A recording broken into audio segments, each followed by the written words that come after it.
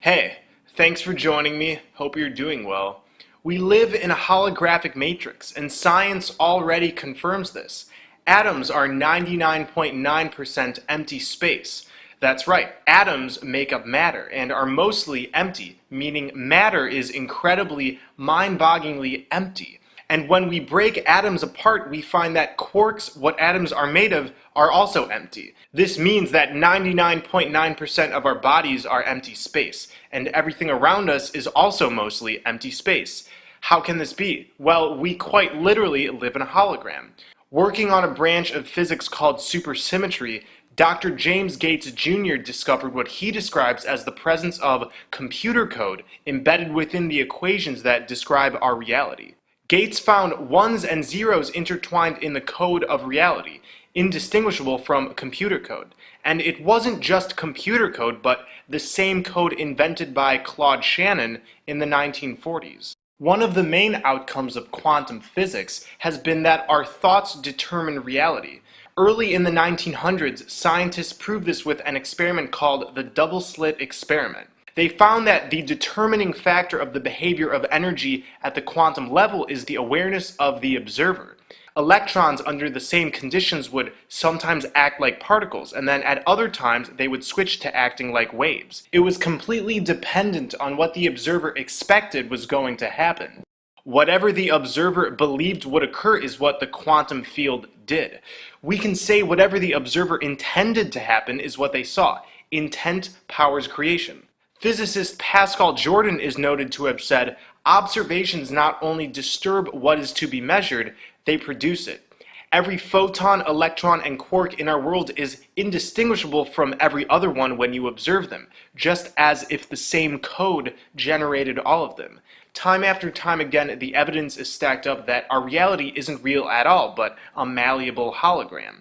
Anything is possible, and the restructuring of reality is dictated entirely by our beliefs and expectations. Many ancient texts say our reality is an illusion and malleable. In Sanskrit, the matrix is termed Maya, meaning the power of creative illusion. It's called the Matrika in Kashmir Shaivism. The Shiva Sutra says, "Our hologram is entirely based on our consciousness, what we believe, think, including our subconscious and the words we speak. Consciousness shines in various external and internal forms. There is no existence of objects apart from consciousness.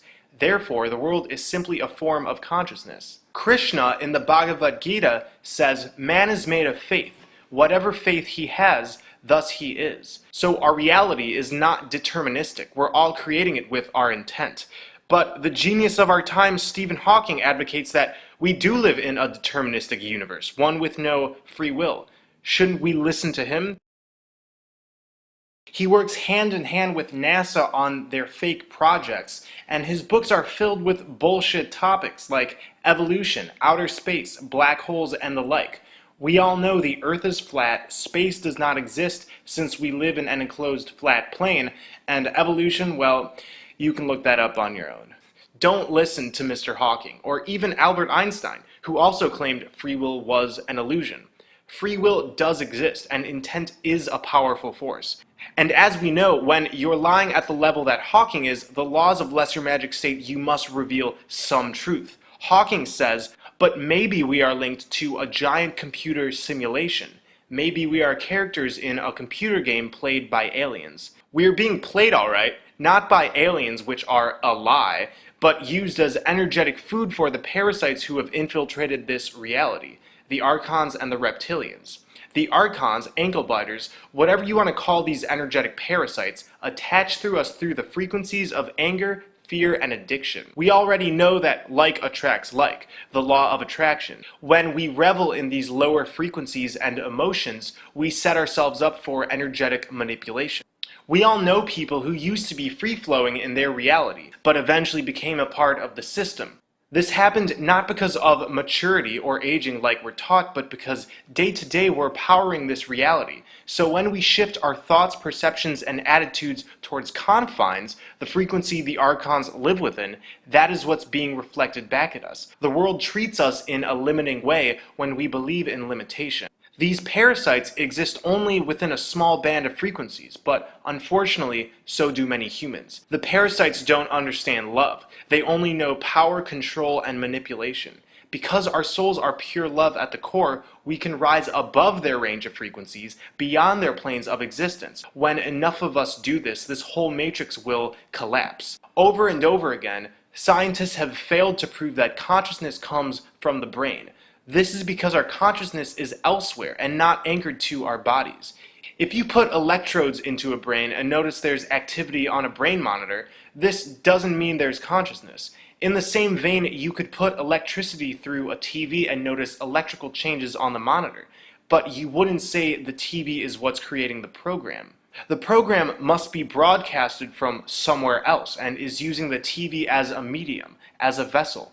As we know, Hollywood is used to hide truths about our world in plain sight. The Matrix is a movie that shows us many truths about the Matrix we're living in. The main character, Neo, is shown the true nature of the world that he thought was real. Early in the film, a parasite is sucked out from Neo's navel. This stands for the parasitic entities that we are all host to.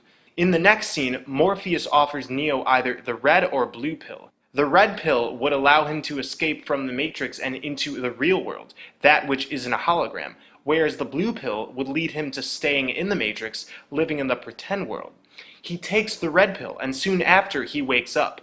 Neo wakes up from a deep sleep in a pod, which is virtually integrated in the Matrix, a sort of computer that's connecting his real body into the Matrix.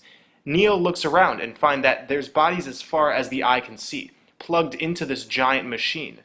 Humans are revealed in the next scene to be plugged into the Matrix in order to serve as batteries, as energy for the parasitic artificial intelligence. What is the Matrix?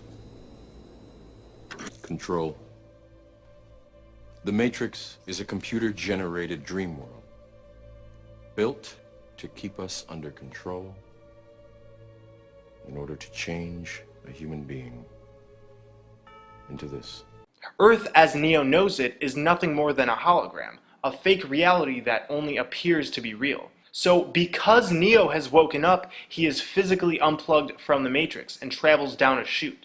He is picked up by members from the city of Zion. He is greeted with the phrase, "Welcome to the real world." Neo asks, "Am I dead?" and is given the answer, "Far from it." In the Bible, Zion is synonymous with the city of God. Most people now recognize Jerusalem as Zion, but I'm telling you this is false. In some schools of thought, Zion was an entry point into a heavenly sphere. Zion in the movie is located deep underground. There's a hole at the center of our plane, and through this opening we experience an interdimensional flip-flop. We travel into a paradise. Zion is located beyond this vortex. In the movie, Zion was allowed to exist by the machines who ran this Avatar-like scenario, as a giant pressure release valve on the entire system, allowing the humans that realized the Matrix wasn't real to be conveniently removed and isolated.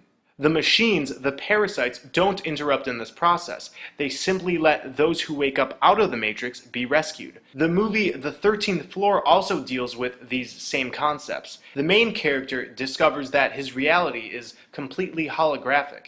In the last scene, he is killed and wakes up in his original body, connected by a device to the virtual reality system. He wakes up in a bright place that appears to be a sort of paradise.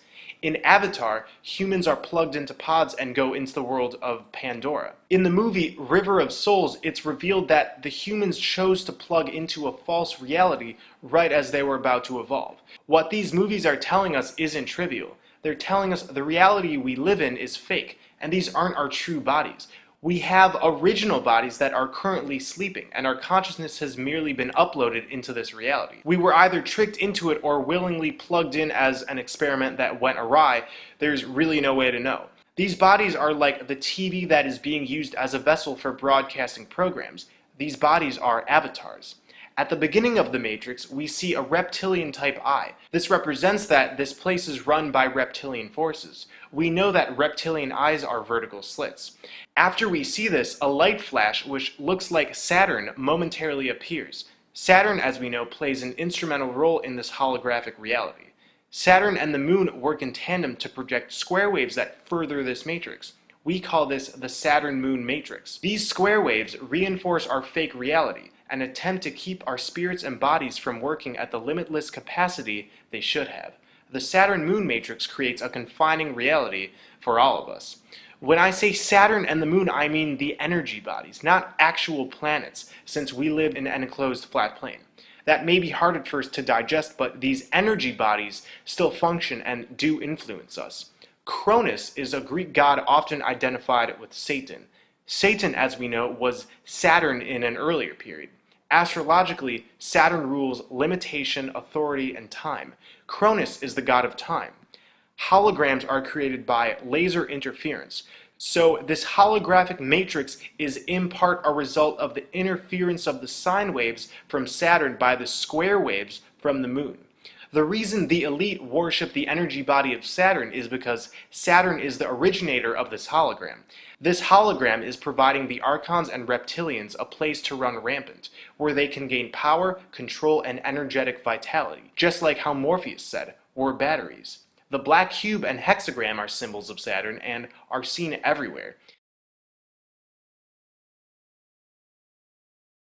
If you're not familiar, look up Saturn worship and do some research of your own. The square and compass is the single most identifiable symbol of Freemasonry, and within it reveals the Saturn-Moon matrix. The compass stands for the circular sine waves coming from Saturn. The square represents the square waves coming from the Moon.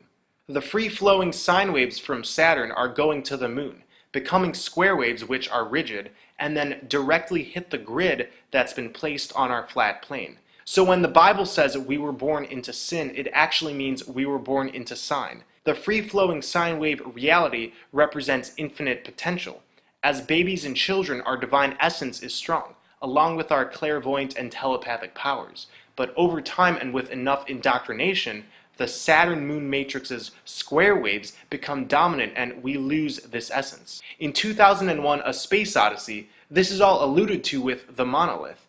Early in the film, the monolith, which is curiously a black cube, somehow instructs the primitive apes into developing.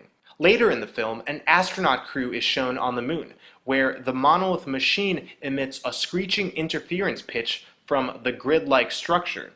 Kubrick was revealing that the Moon is broadcasting square waves. This is a tongue-in-cheek way of saying humans as divine creative beings are inherently flawed and required these square waves to put us in our place, hence develop out of primitive savagery. Later in the movie, it's revealed that the Moon monolith has sent radio frequencies to Jupiter. In the novel, this planet is actually Saturn, and it's known that Kubrick made a last-minute decision to change the planet from Saturn to Jupiter. So even though the truth isn't absolutely concise in this movie, the Saturn-Moon matrix is being more than hinted at. The Golden Age of Saturn is a time in many ancient texts that was remembered as an age of harmony and bliss. The Greek poet Hesiod said, "A golden race of mortal men who lived in the time of Cronus when he was reigning in heaven. And they lived like gods without sorrow of heart, remote and free from toil. Miserable age rested not on them. The fruitful earth unforced bare them fruit abundantly and without stint. They dwelt in ease and peace upon their land with many good things." An event known widely as the deluge occurred and ended this golden age of Saturn. Saturn exploded and caused the earth to go through the greatest of its historical catastrophes. The deluge is when many scholars say the Great Flood from many ancient texts occurred. Saturn was dismembered, but when it came back together, it was much smaller and contained rings that weren't previously there.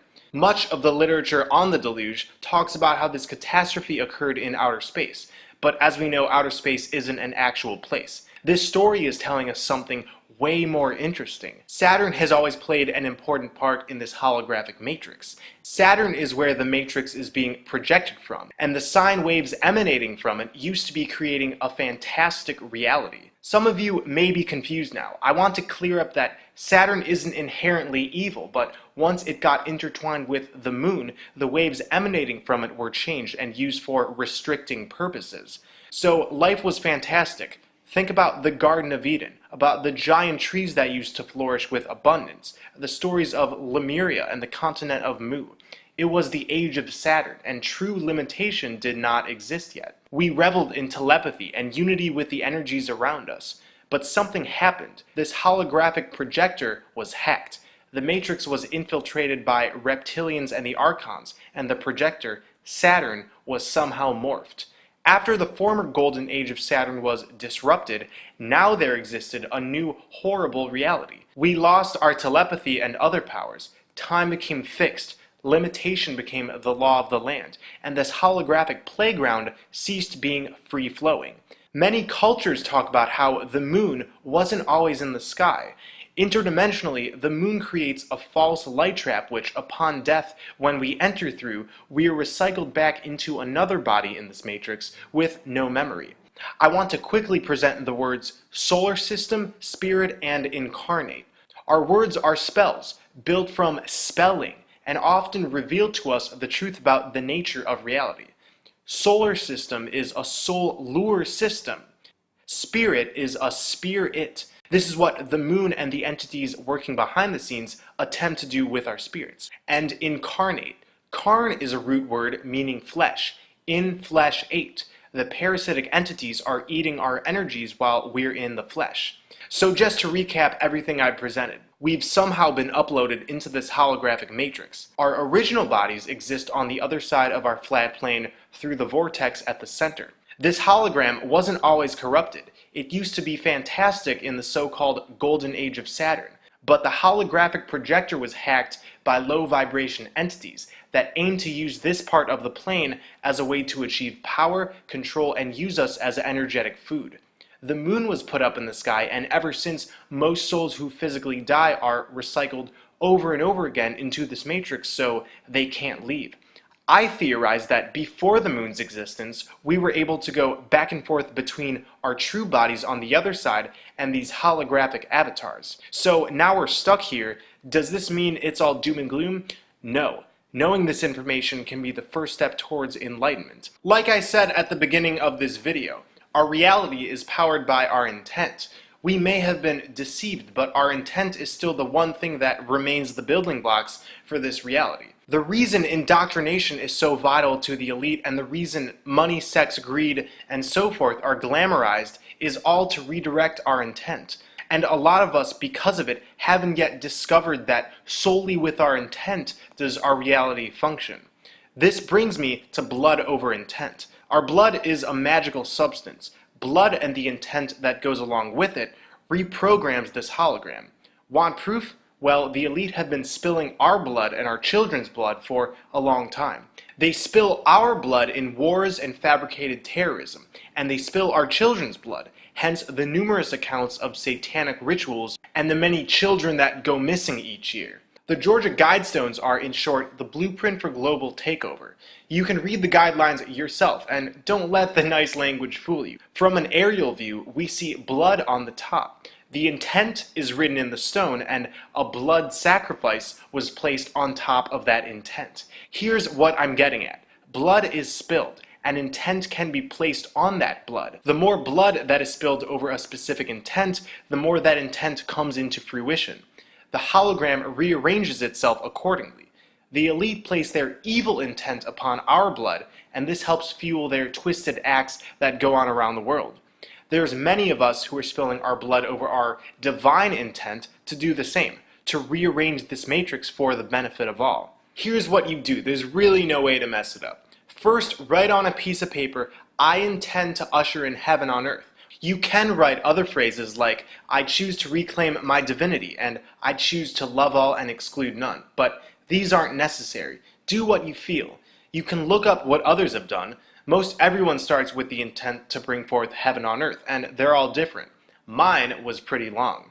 Don't overthink it. Prick your finger and spill however many drops you feel is enough on the paper. Many people are doing triangles, but this isn't necessary. You can use a knife, but if you're squeamish, I recommend using a diabetes lancing device. You can pick one up for $10 at the drugstore. Follow the instructions and prick your finger. After placing your blood over your divine intent, publish it to the internet. But why publish it? You've heard the phrase, only the devil hides his intent. If you're willing to publish your intent, it signifies to the universe that this is your true divine intent. I've seen people upload a photo and post it on a blog somewhere, but most people are using YouTube as a medium. Spilling our blood over our divine intent registers the keywords heaven on earth in this hologram. There's already many of us, and over time, when we get enough people, this blood magic will change the essence of this place we're living in.